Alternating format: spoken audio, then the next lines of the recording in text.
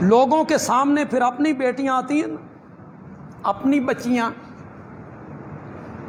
کتنی کہانیاں گھڑی گئیں، مصنفین نے اپنی کتابوں میں درج کیا، لکھی یہ کہانیاں، اس پر مائے لکھے گئے، شعر و شاعری کی گئی کہ سغرا بیمار تھی، یہ حضرت حسین کی بیٹی ہے، چھوٹی ہے، جب حضرت حسین مدینے سے مکے جانے لگے تو اسے مدینے چھوڑ آئے، پتہ نہیں کہندے کون کس کے پاس چھوڑ کے آئے۔ جو باقی کہانی بتاتی ہے وہ تو یوں بتاتی ہے کہ اس بچی کو پوچھنے والا بھی، اسے ٹھکانہ دینے والا کوئی نہیں تھا، یہ بیمار ہے، اسے مدینے چھوڑ دیا، خود مکے آ گئے، مکے سے کوفے چلے گئے، کربلا چلے گئے، یہ ہر روز گھر سے باہر نکلتی ہے، دروازے کے چوکھٹ پہ بیٹھ جاتی ہے، گزرنے والوں سے پوچھتی ہے تو کوفے تے نہیں جا رہے ہیں؟ پھر چپ کر کے آتی ہے، گھر میں چلی جاتی ہے۔ پھر ایک سوار آیا، اس نے کہا تم کوفے تو نہیں جا رہے ہو؟ اس نے کہا میں جا رہا ہوں۔ اس نے کہا پھر میرا ایک خط لے کے جا، میرے بابا کو جا کے وہ خط دینا۔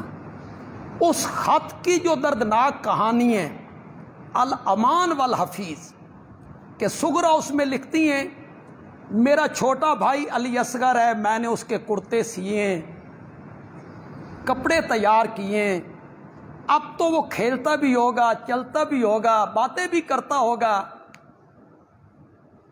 وہ سنا سنا سنا کے لوگوں کو رلا رلا کے خط پہنچا، حضرت حسین گھوڑے پہ چڑھنے لگے، ادھر سے وہ قاصد آ گیا، اس نے خط سغرا کا دیا، وہ خیمے میں لے کے گئے، اپنی بہن زینب کو بلایا کہ بھتیجی کا خط پڑھ۔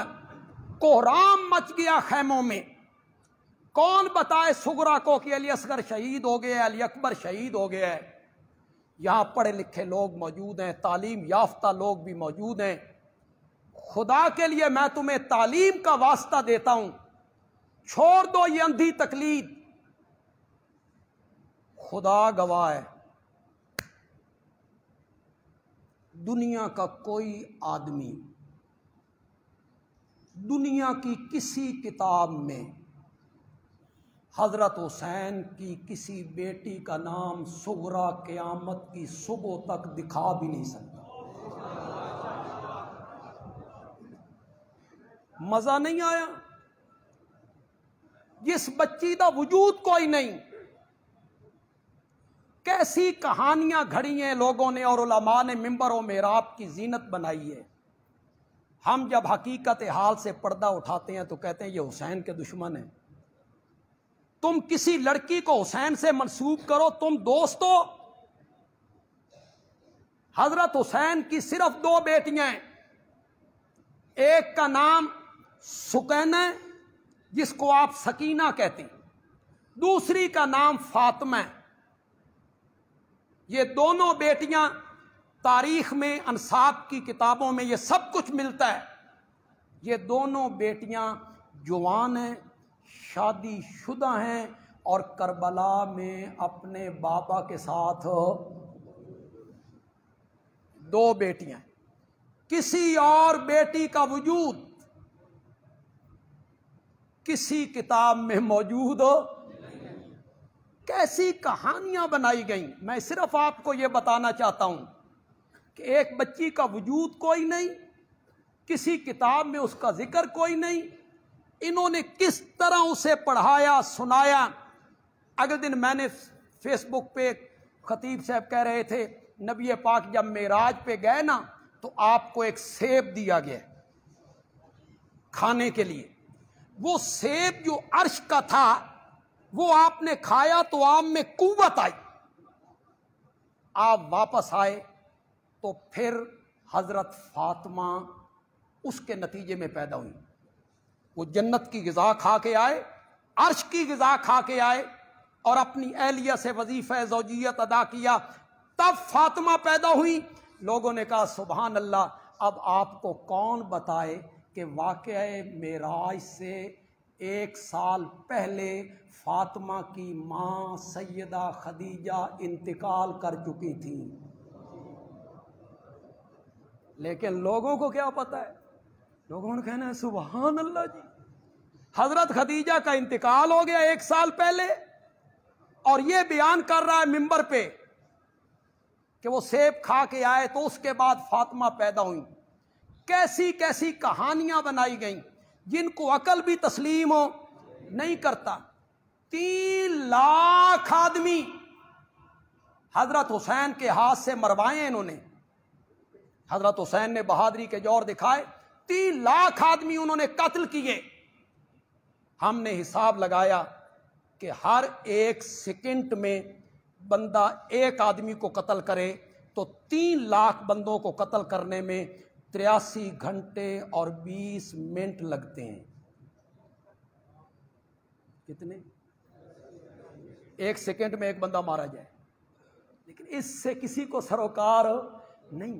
انہوں نے کہانیاں بنانی ہیں، کہانیاں جوڑنی ہیں جس سے بندے روئیں۔ سکینہ کو 4 سال کی دکھانا ہے کہ وہ اپنے بابا کے لاشے سے چمٹ گئیں کہ بابا میں تو تیرے سینے پہ سر رکھ کے سویا کرتی تھی، اب میں کہاں؟ تو جن کی بچیاں ہیں وہ بیچارے پریشان ہوتے ہیں، 4 سال کی بیٹی ہے، بابا کی میت سے چمٹی ہوئی ہے۔ اور ظالموں، اٹھاؤ تاریخ و سیرت کی اور انصاف کی کتابیں، سکینہ کی عمر 24-25 سال ہے اور یہ اپنے تایا کی بہو ہے۔ کربلا میں ان کی عمر کتنی تھی؟ تو میں آپ کو یہ بتا رہا ہوں کہ یہ ساری کہانیاں جوڑی جاتی ہیں لوگوں کو رلانے کے لیے، اس میں درد پیدا کرنے کے لیے، اس میں چاشنی پیدا کرنے کے لیے۔ تو ہمارا مقصد یہ ہوتا ہے کہ ہم لوگوں کو صحیح حقائق سے آگاہ کریں، لوگوں کو بتائیں کہ اصل حقیقت کیا۔ خدا گواہ ہے، جو میرا موقف ہے، میں ابتدا میں ایک بات کہتا ہوں، آخر میں جا کے اس کو ثابت کر دوں گا، جو میرا موقف ہے کربلا کے واقعہ کے بارے میں اور سیدنا حضرت حسین رضی اللہ تعالی عنہ کی شہادت کے بارے میں جو میرا موقف ہے، اس میں سارے صحابہ کا دامن بھی بچتا ہے، اور اس موقف کو مانو تو سیدنا حسین کا دامن بھی شیشے کی طرح اجلا ہو جاتا ہے۔ میرے موقف کو مانو، اور جو تمہارا موقف ہے اس کو مانا جائے تو اس میں بہت زیادہ خرابیاں لازم آتی ہیں۔ اس موقف کو تسلیم کیا جائے جو ہمارے علماء بیان کرتے ہیں، خطباء بیان کرتے ہیں، ان میں وہ ان کا موقف یہ ہے۔ کیسے لوگ ہیں جو واقعہ کربلا کو بیان کرتے ہوئے کہتے ہیں یہ کفر و اسلام کی لڑائی تھی، یہی موقف ہے نا لوگوں کا، یہ حق و باطل کا معرکہ تھا، ایک طرف حق تھا دوسری طرف باطل، ایک طرف عدل تھا دوسری طرف ظلم، ایک طرف اسلام تھا دوسری طرف کفر۔ یہ کفر و اسلام کا معرکہ تھا، اور اس جیسا معرکہ تاریخ اسلام میں نہیں ہوا، یہ سب سے عظیم معرکہ ہے۔ یہی لوگوں نے کہا، اس مجمع میں بھی بہت سے نئے لوگ آئے ہوں گے جن کا یہاں بھی بیٹھے ہوئے موقف یہی ہوگا کہ واقعہ کربلا جیسا واقعہ کوئی نہیں، اور شہادت حسین جیسی شہادت کوئی نہیں۔ ہو سکتا ہے یہاں بھی کچھ لوگ ہوں جن کا موقف یہی ہو، وہ اپنے موقف پر فی الحال قائم رہیں اور قائم رہ کر میری گفتگو کو سنیں۔ یہ تاثر دیا گیا، ورنہ چلو میں ایک سوال آپ سے کر لیتا ہوں۔ ہر قسم کے لوگ یہاں بیٹھے ہیں، کچھ ایسے بھی ہیں جو ہر جمعے پہ مجھے سنتے ہیں، اس سے پہلے بھی انہوں نے مجھے سنا، کچھ ایسے ہوں گے جنہوں نے پہلی مرتبہ وہ مجھے سن رہے ہیں، لیکن میرے متعلق انہوں نے بہت کچھ سنا ہوگا، لیکن سنا انہوں نے مجھے پہلی مرتبہ ہے۔ سچی سچی بات کریں، آپ کی نگاہوں میں جو وقت اور اہمیت حضرت حسین کی شہادت کی ہے، وہی اہمیت شہدائے بدر کی ہے؟ بولو ذرا، بولو، سچی غلطی کرو نا، جو آپ کے دل میں ہے وہ بات تو کریں نا آپ۔ جو اہمیت آپ کے دل میں شہادت حسین کی ہے، وہی اہمیت آپ کے نگاہوں میں شہادت حمزہ کی ہے؟ بولو بولو۔ احد کے شہداء کی وہی اہمیت ہے آپ کی نگاہوں میں، اور جو اہمیت آپ کی نگاہوں میں واقعہ کربلا کی ہے، کیا وہی وقت آپ کی نگاہوں میں بدر کی ہے؟ وہ اہمیت دیتے ہیں آپ بدر کو، احد کو، خندق کو، تبوک کو، خیبر کو، جو میرے نبی کے زمانے میں جنگیں لڑی گئیں، وہی اہمیت آپ دے رہے ہیں ان کو؟ قطعاً نہیں۔ آپ یہاں بولیں یا نہ بولیں، میں عمومی طور پہ معاشرے کی بات کر رہا ہوں، قطعاً نہیں۔ لوگ کہتے ہیں شہادت حسین کے برابر کوئی شہادت نہیں، اور واقعہ کربلا کے برابر کوئی واقعہ نہیں، اہمیت میں، وقت میں۔ یہ آپ کہتے ہیں، یہ جذباتی باتیں ہیں، جذباتی باتیں ہیں۔ بندیالوی جذبات سے ہٹ کے قرآن کے رنگ میں بات کرنا چاہتا ہے۔ بولو جتنے لوگ بیٹھے ہو، جو فیصلہ قرآن کرے اسے ماننا چاہیے کہ نہیں ماننا چاہیے؟ آئیے قرآن کیا فیصلہ کرتا ہے۔ کوئی تاریخ کی کتاب نہیں، کسی عالم کا قول نہیں، قرآن کیا کہتا ہے؟ اور میرے بھائی، جذباتی وابستگی میری بھی سیدنا حسین کے ساتھ ہے رضی اللہ تعالی۔ میرا ایمان سیدنا حسین کی جوتیوں کے ساتھ بندھا ہوا ہے۔ حضرت حسین کی جوتیاں میرے سر کا تاج ہیں، اور ان کے پاؤں کی مٹی میری آنکھوں کا سرما ہے۔ اور جو حضرت حسین رضی اللہ تعالی عنہ کی توہین کرتا ہے وہ اہل سنت نہیں ہے۔ وہ اپنے آپ کو اہل سنت مت کہلائے جو حضرت حسین رضی اللہ تعالی عنہ کی ادنا بھی توہین کرتا ہے۔ نہیں، جذباتی وابستگی میری حضرت حسین کے ساتھ ہے۔ یہ جو تقابل کیا حسین اور یزید، میں اس پر تعجب کرتا ہوں، یار اس کا تقابل کیوں کرتے ہیں آپ حسین اور یزید کے درمیان؟ یہ کیا تقابل ہوا؟ میں نے اکثر ہر 10ویں محرم کو رات کو یہ کہا، اور صرف اس لیے کہا کہ اس پروپیگنڈے کو دھوؤں کہ لوگ کہتے ہیں اے یزید نہ لے، یہ یزید کے حامی ہیں، حضرت حسین کے دشمن ہیں۔ اس پروپیگنڈے کو میں دھونا چاہتا ہوں۔ یہ ساری دھرتی اور یہ ساری زمین یزید جیسے لوگوں سے بھر جائے، حضرت حسین رضی اللہ تعالی عنہ کے قدم مبارک کے نیچے جو مٹی لگتی تھی اس کے ذروں کا بھی مقابلہ نہیں کر سکتے، نہیں کر سکتے کوئی۔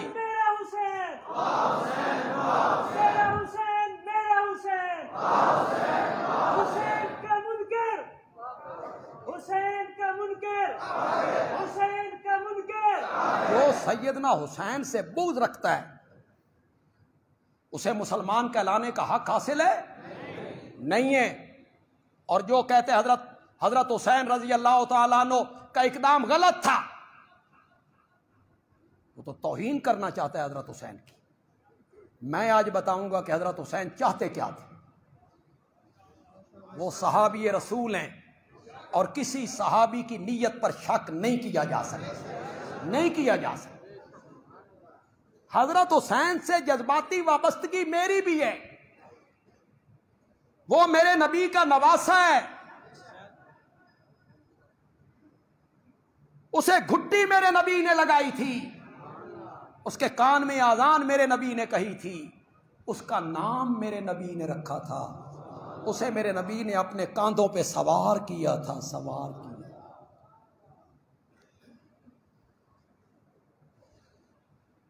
میں نے پتہ نہیں پہلے اس یہاں کہا، آپ کو سنایا کہ نہیں سنایا، میں بھکر کے علاقے میں گیا، کچے کے علاقے میں، کچے کا علاقہ ہے، تو میری تقریر کروانے والی جو تھی نا وہ ایک عورت تھی. اس نے کہیں ٹیپ میں میرا دورہ تفسیر سنا، پھر میری کوئی تقریریں سنی، سرکاری ملازم تھی، اس نے میری تقریر رکھ دی. جن لوگوں کو آگے کیا وہ غریب لوگ تھے، عام سے لوگ تھے جن کو آگے کیا انتظام و انصرام کی. جس جگہ پہ جلسہ رکھا گیا وہ ہمارے اپنے تھے خیر سے، انہوں نے جناب منصوبہ بنایا، وہ بندیالوی صاحب نے تھے نہیں آن دینا، وہ تقریر نہیں کر سکتے، انہوں نے اپنا جلسہ رکھ دیا، اس کو جواب دے دی. اب یہ بڑے پریشان. وہ جو اس عورت نے جو بندے آگے کیے ہوئے تھے نا، ان کے رشتہ دار جو تھے وہ شیعہ تھے، یہ اہل سنت تھے، اور ان کے رشتہ دار جو تھے وہ شیعہ تھے. یہ اپنے رشتہ داروں کے پاس چلے گئے، این گل بن گئی ہے، اس طرح بات ہو گئی ہے، اور مولانا چل پڑے ہیں، وہ آنے والے ہیں، تے ساڈا جلسہ کراؤ. انہوں نے آخیا کر لو. انہوں نے جگہ بھی دے دی، سپیکر کا انتظام بھی کر دیا. ہوں جتھے جلسہ ہوئے، جتھے میں بہ کے تقریر کیتی، اتنے کالا جھنڈا.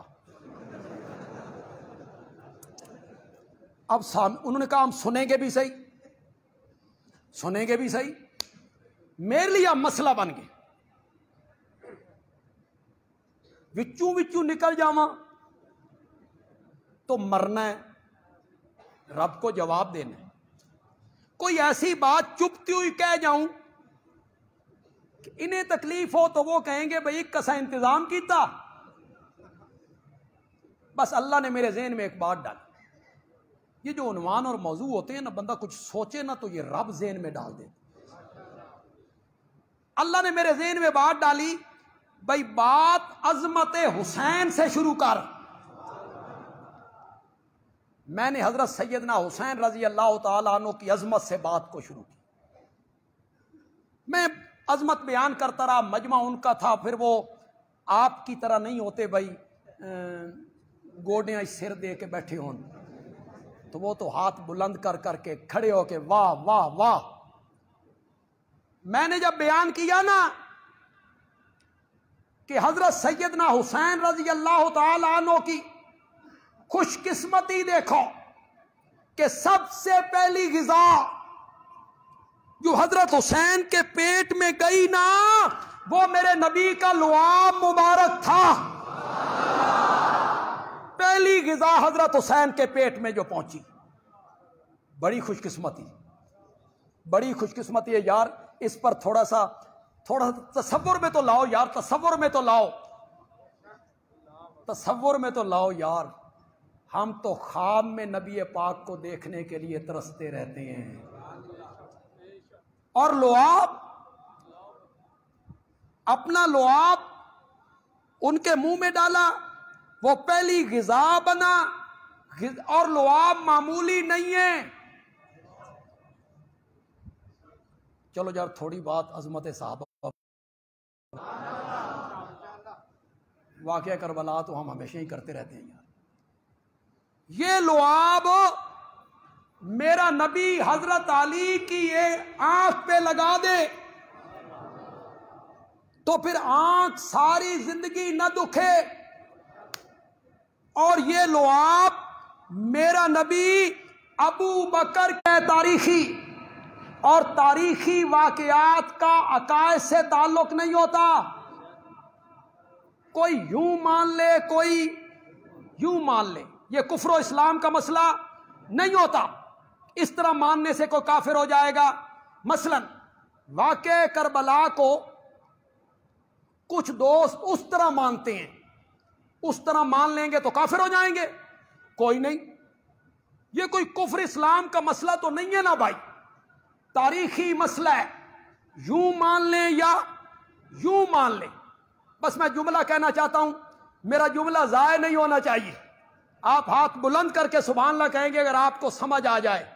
لوگ کہتے ہیں سانپ نے ڈنگ مارا، بندیالوی کہتا ہے نہیں، نہیں، میرے نبی غار میں آئے، مدتوں سے سانپ میرے نبی کے چہرے پر انوار کو دیکھنے کے لیے بے قرار تھا۔ میرے نبی غار میں پہنچے تو وہ میرے نبی کے چہرے کو دیکھنے کے لیے بے قرار ہوا۔ میرے رب نے کہا میرے نبی تک پہنچنا چاہتا ہے تو ابو بکر کے قدم چوم کے آ۔ پہلے ابو بکر کے قدم چوم۔